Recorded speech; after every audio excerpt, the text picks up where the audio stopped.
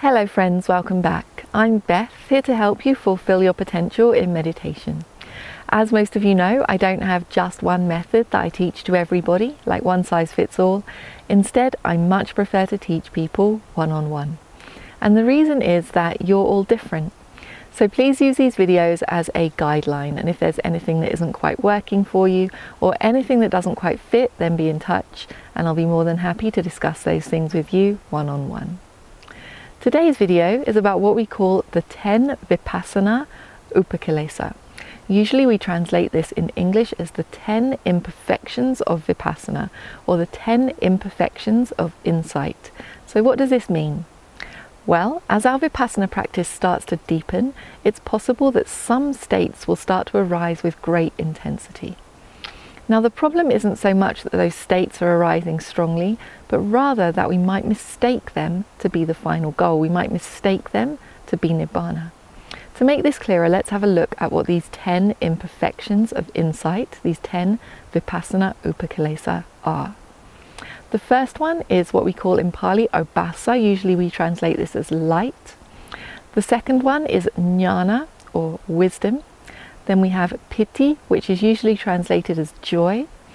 Passaddhi, tranquility. Sukha, which is happiness.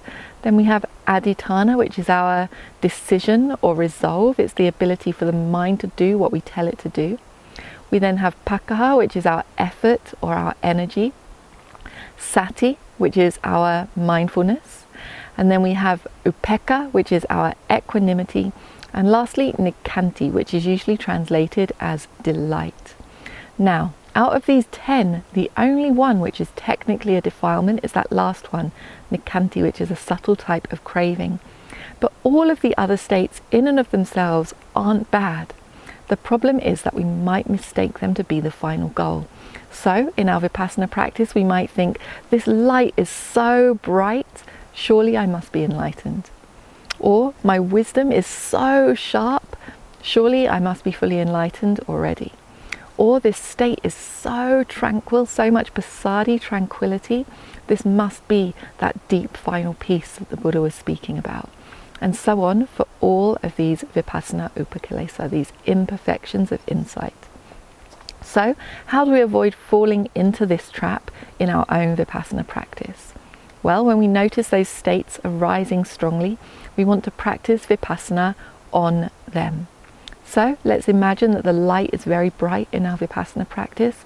We want to break down the compactness of that light until we can clearly see it momentarily arising and passing away, and we can see it as being anicca, dukkha, anatta, impermanent, suffering and non-self.